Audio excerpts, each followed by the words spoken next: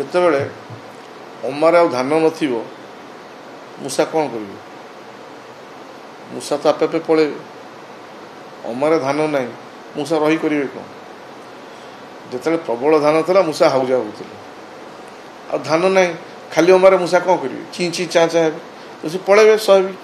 ତେଣୁ ଆପେ ଆପେ ଠିକ୍ ହେଇଯିବ, ଯିବିନି ଆଉ କ'ଣ ହେବ? ସେମିତି କ'ଣ ରହିବେ? ସବୁବେଳେ ସବୁ ଜିନିଷ ଥାଏ।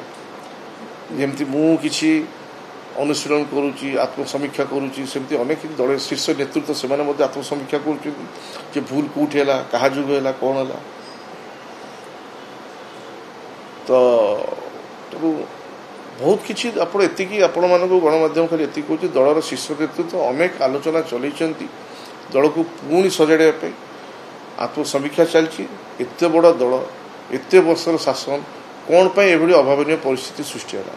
ମୁଁ ସାମାନ୍ୟ ଦଳୀୟ ପ୍ରାଥମିକ ସଦସ୍ୟ ହିସାବରେ ମୁଁ ଯାହା ଅନୁମାନ କରୁଛି ଦଳ ନିଶ୍ଚିତ ଭାବରେ ଗୁରୁତ୍ୱ ଦେଇକି କିନ୍ତୁ କାହାକୁ କେଉଁଠି କ'ଣ ଦେଉଛି, କିନ୍ତୁ ଆପଣମାନେ ଦେଖିବେ ଆଗାମୀ ଦିନରେ ବିଜୁ ଜନତା ଦଳ ପୁଣି ସଶକ୍ତ ହେଇ ବାହାରିବ, ଏ ଆଶା ବିଶ୍ୱାସ ମୋର ଅଛି।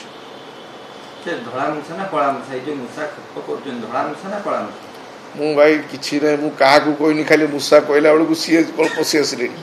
ମୁଁ ପୁଣି ଧଳା କଳା କହିବି, ଆଉ କିଏ ପଶି ଆସିବ? ମୁଁ କିଛି, ମୋର ତ ଖାଲି ମୂଷା କହିଲି, ପାହାଡ଼ିଆ ହଉ, ଅଜଗରିଆ ହଉ, ହେଲା, ଆଉ ଚୁଚୁନ୍ଦ୍ରା ହଉ, ମୁଁ ସେ ବିଷୟରେ କିଛି କହିବିନି। ତେଣୁ ମୁଁ ଖାଲି ଏତିକି କହିଲି। ନାଇଁ ନାଇଁ, ମୁଁ ତାକୁ କାହିଁ ମୂଷା କହିବି? ମୋ ବଡ଼ ଭାଇ ସିଏ, ମୁଁ ତ ମୂଷା କହିକି ଯାହେଲେ ତା ବାପା ହେଉଛନ୍ତି ମୋ ମାମୁଁ, ମୁଁ ମୂଷା କହିବି ମୋ ଭାଇଟାକୁ ତଳକୁ ପକେଇବି, ଏଇଟା କ'ଣ ସମ୍ଭବ? ସେଇଟା କଥା ନାହିଁ।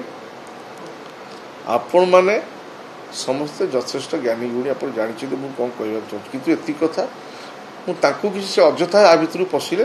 ଆଉ ମୁଁ ଯାହା କିଛି ଆପଣମାନଙ୍କୁ ଆଜି କହିଲି, ଏଇଟା ବିଜୁ ଜନତା ଦଳର ତୁ ମେ ନୁହଁ, ଏଇଟା ବ୍ୟକ୍ତିଗତ କଥା। ମୋ ପରିବାରକୁ ସେ ଆକ୍ଷେପ କରୁଛନ୍ତି ବୋଲି ଆପଣମାନଙ୍କୁ ମୁଁ ଆଜି ଷ୍ଟେଟମେଣ୍ଟଟା ଦେଉଛି।